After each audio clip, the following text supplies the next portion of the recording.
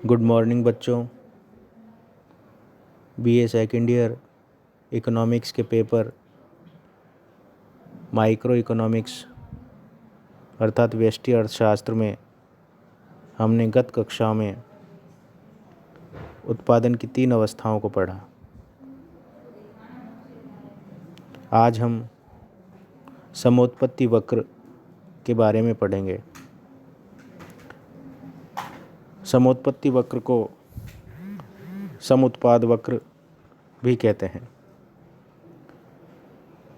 इन्हें अंग्रेजी में आइसोक्वेंट्स कहा जाता है।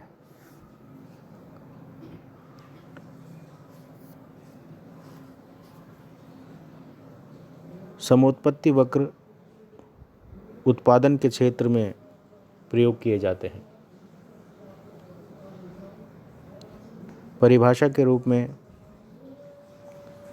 समोत्पत्ति वक्र दो साधनों के उन विभिन्न संयोगों को दर्शाने वाला वक्र है जिनसे उत्पादक को समान उत्पत्ति प्राप्त होती है। चित्र में OX अक्ष पर श्रम साधन लिया गया है, OY अक्ष पर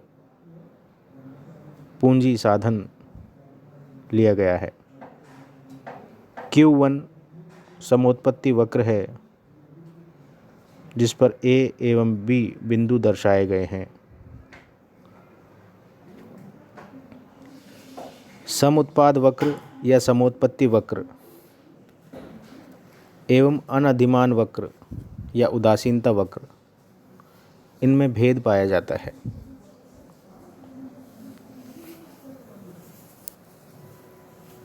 अनधिमान वक्र या उदासीनता वक्र के अंतर्गत उपयोगिता को संख्यात्मक रूप से व्यक्त नहीं किया जाता, बल्कि उपयोगिता को एक क्रम दिया जाता है। जबकि समुत्पाद वक्र के अंतर्गत उत्पादन को भौतिक मात्रा में दर्शाया जाता है। अतः उत्पादन को संख्यात्मक रूप से लिख सकते हैं, जैसे 10, 100 आदि। दूसरा अंतर अनधिमान वक्र और समुत्पाद वक्र में यह है कि अनधिमान वक्र की तुलना में समुत्पाद वक्र के सिरे धनात्मक ढाल को दर्शाते हैं, जबकि अनधिमान वक्र में ऐसा नहीं होता।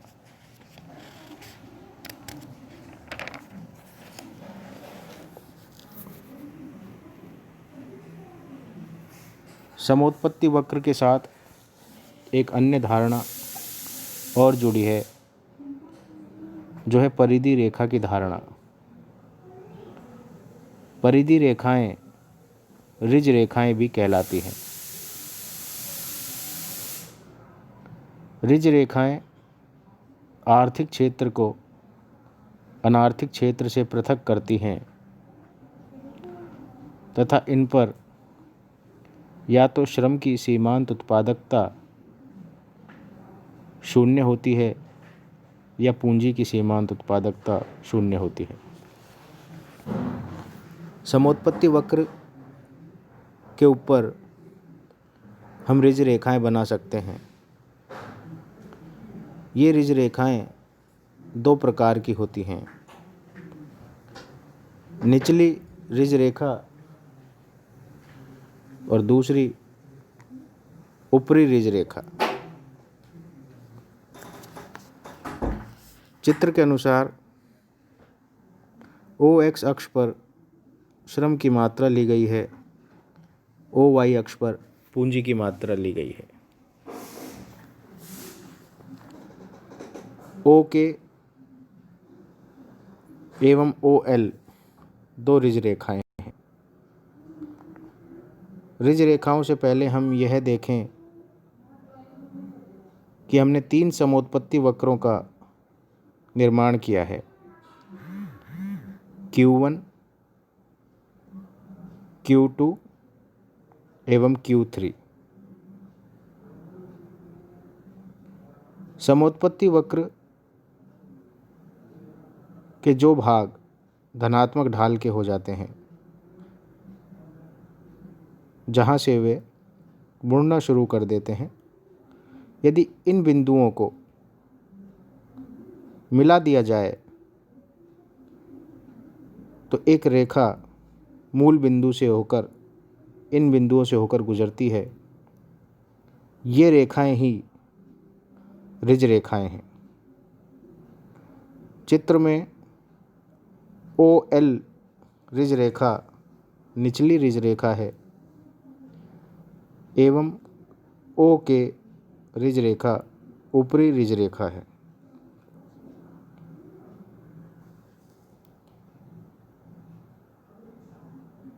विभिन्न समोत्पत्ति वक्रों पर स्थित उन बिंदुओं को मिलाने वाला वक्र जहाँ सीमांत उत्पादकता शून्य है,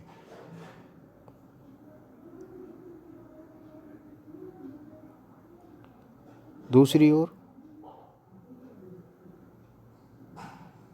विभिन्न IQ वक्रों पर स्थित उन बिंदुओं को मिलाने वाला वक्र जहाँ पूंजी की सीमांत उत्पादकता शून्य है, क्रमशः निचली ऋज रेखा और ऊपरी ऋज रेखा मानी जाती है।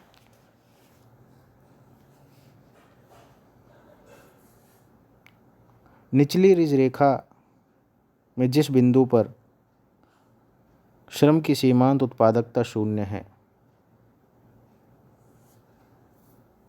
वहाँ हम देखते हैं कि श्रम के लिए उत्पादन की तीसरी अवस्था है।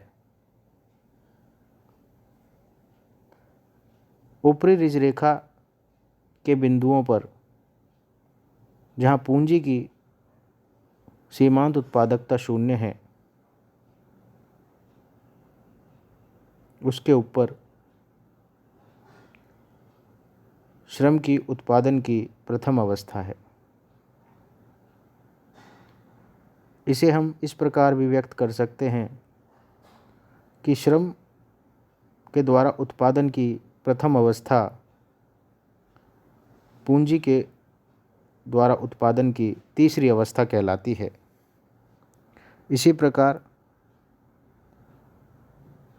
निचली ऋज रेखा के नीचे का भाग श्रम के द्वारा उत्पन्न उत्पादन की तीसरी अवस्था और यही स्थिति पूंजी के द्वारा उत्पन्न उत्पादन की प्रथम अवस्था कहलाती है। दोनों ऋज रेखाओं के मध्य का भाग दोनों साधनों के उत्पादन की दूसरी अवस्था को दर्शाते हैं। यहाँ श्रम एवं पूंजी की सीमांत उत्पादकता शून्य से अधिक है। दूसरे शब्दों में दोनों साधनों की सीमांत उत्पादकता धनात्मक है। जैसा कि हमने गत कक्षा में उत्पादन की 3 अवस्थाओं में यह देखा कि उत्पादन की दूसरी अवस्था उत्पादक के लिए श्रेष्ठ होती है, क्योंकि यहाँ दोनों साधनों के लिए सीमांत उत्पादकता धनात्मक होती है। यदि हम निचली ऋज रेखा के नीचे के भाग को देखें, तब यहाँ श्रम की सीमांत उत्पादकता ऋणात्मक होती है, लेकिन पूंजी की सीमांत उत्पादकता धनात्मक है। दूसरी ओर ऊपरी ऋज रेखा के ऊपरी भाग को देखें तो यहाँ पूंजी की सीमांत उत्पादकता ऋणात्मक है एवं श्रम की सीमांत उत्पादकता धनात्मक है। दूसरे शब्दों में दोनों ऋज रेखाओं के दाएं एवं बाएं एक साधन की सीमांत उत्पादकता धनात्मक है तो दूसरे साधन की सीमांत उत्पादकता ऋणात्मक है। अतः ये स्थिति उत्पादन के लिए श्रेष्ठ नहीं है, क्योंकि इस स्थिति में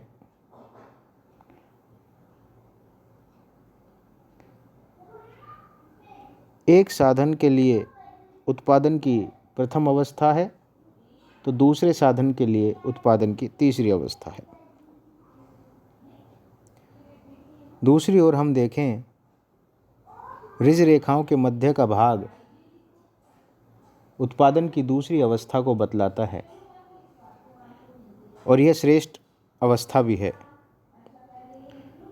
क्योंकि यहाँ दोनों साधनों के लिए उत्पादन की दूसरी अवस्था होती है।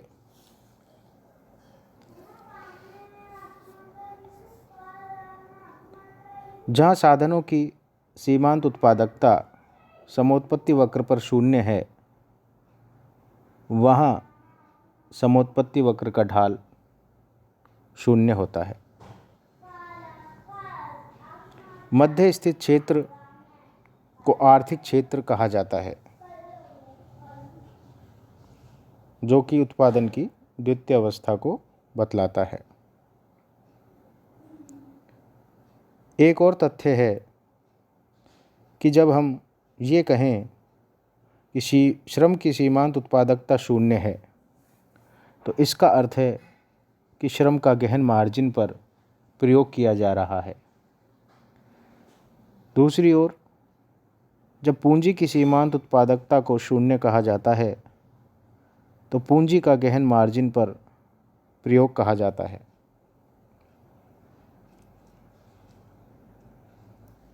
इन गहन मार्जिन बिंदुओं के दाएं एवं बाएं तरफ का क्षेत्र तकनीकी दृष्टि से इष्टतम कदापि नहीं माना जा सकता,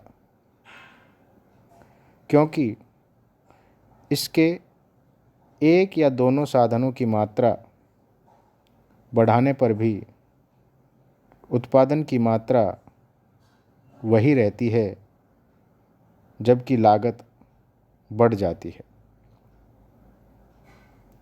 ऋज रेखा के बाहर समोत्पत्ति वक्र का ढलान धनात्मक इसलिए होता है कि एक साधन का सीमांत उत्पादन ऋणात्मक होने पर इसकी क्षतिपूर्ति दूसरे साधन की मात्रा को बढ़ाकर की जा सकती है।